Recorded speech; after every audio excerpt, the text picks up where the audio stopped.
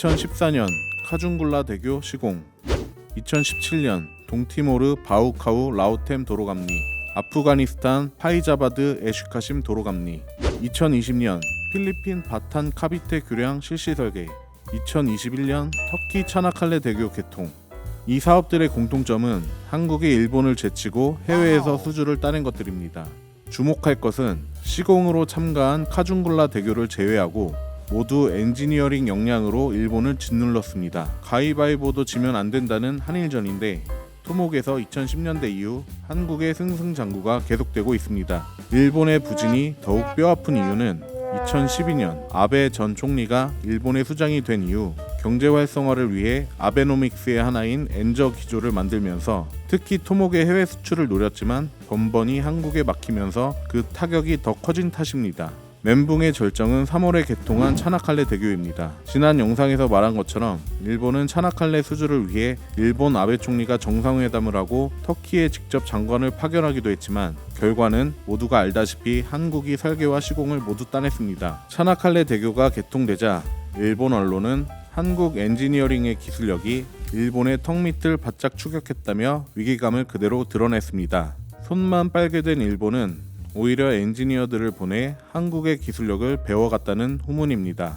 일본이 이렇게 발악을 하는 이유는 그동안 전세계 무대에서 전혀 경쟁 상대가 되지 않았던 한국의 성장 때문입니다.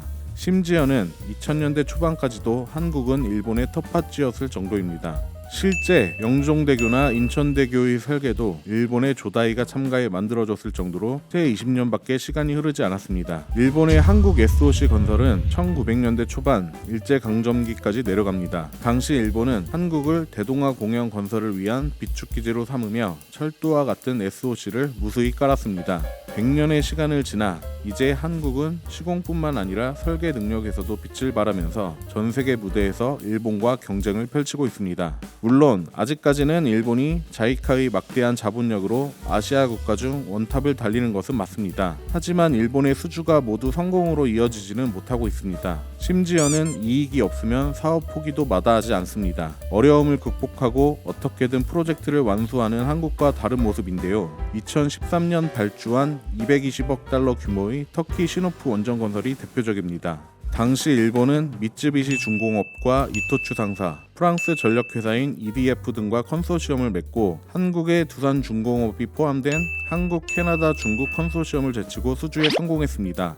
당시 일본의 원전 분야 첫 해외 수주였고 일본에서는 1등 공신으로 아베 총리를 지목하면서 자화자찬을 했습니다. 하지만 돌연 일본은 6년 뒤 사업 철수를 결정합니다. 시노프 원전은 BOT 방식으로 일본이 건설 비용을 부담하고 사업에서 얻는 이익으로 건설비를 회수하는 거였는데 2018년 일본이 진행한 타당성 조사에서 예상 건설 비용이 22조 원에서 55조 원으로 대폭 상승한다는 발표가 나왔습니다. 결국 이토추 상사가 프로젝트 철수를 선언했습니다.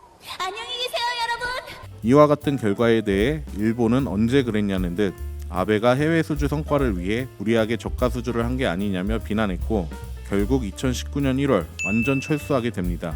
이처럼 일본의 해외 수주가 무리한 저가 경쟁에 의한 사례가 늘어나면서 좀처럼 해외 수주에서 힘을 못 쓰고 있습니다. 일본이 어려움을 겪는 동안 한국 엔지니어링사들은 앞서 말한 사업 외에도 크고 작은 분야에서 성과를 내고 있습니다. 특히 후쿠시마 원전에 대한 악몽으로 대체 에너지 비율을 높이려는 일본에게 한국의 도화 엔지니어링은 직접 태양광 설치를 해주면서 2016년 하마다 태양광 프로젝트를 시작으로 카사마, 이와키, 하마다, 료마, 이세시마 발전소 등 총 14건의 태양광 발전 사업을 건설해주기까지 했습니다. 잘 나가는 우리의 기술력에 대해 이제 극우 일본 세력들은 한국의 엔지니어링을 흠집내는 추태까지 보이고 있습니다.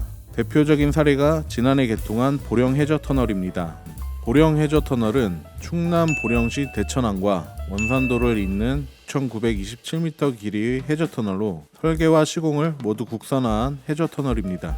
최근 빈번해진 지진에 대비해 진도 6까지도 견딜 수 있는 최첨단 기술이 집약된 터널입니다. 해저 터널은 일반 교량과 달리 태풍, 폭우 등과 같은 악천 후에도 안정적으로 통행이나 물류 운송이 가능하지만 말 그대로 물밑에 터널을 만드는 것이기 때문에 전 세계에서 설계와 시공을 하는 나라가 채 10개가 안 됩니다. 그만큼 어려운 분야입니다. 한국의 최초 해저 터널도 일본이 만들어준 1932년 개통한 통영 해저 터널입니다. 그런데 90여 년 뒤 우리 기술로 보령 해저 터널을 만들었고 전 세계 5번째로 긴 터널이다 보니 일본이 배가 아픈 겁니다. 참고로 이 분야 1위는 일본 도쿄 아쿠아라인 해저 터널입니다. 도로와 철도, 교량을 넘어 이제 한국이 해저 터널까지 국산화에 성공하니 일본 극우 세력들은 저주 아닌 저주를 퍼붓고 있습니다. 실제 일본 야후 사이트에 보령 해저 터널 개통 기사와 관련해서 일본 네티즌들은 다리와 빌딩, 댐 등을 제대로 만들 수 없었던 한국인데 무너지지 않을까라고 생각할 수밖에 없다. 일본은 관몬 터널을 비롯해 이런 터널을 훨씬 전부터 만들었던 걸 생각하면 기술력 차이가 현저히 다르다 등으로 반응하고 있습니다. 참고로 일본 관몬 터널은 1944년 개통한 일본 최초의 해저 터널입니다. 또 내가 만약 한국에 살고 있어도 건너지 않겠다. 너무 위험하다. 아무런 일도 일어나지 않길 바라봅니다. 한국의 해저 터널이 정말 한국이 만들었냐? 그렇다면 무서워서 지나갈 수 없다. 죽고 싶지 않다. 가까운 미래에 물이 흘러들어올 것 같은 느낌이다. 태풍 직격으로 확실히 침수될 것 걱정이다. 부실공사로 침수되고 붕괴되는 장면이 눈앞에 펼쳐진다 등등 근거 없는 소리를 쏟아내고 있습니다. 왜 이러는 걸까요?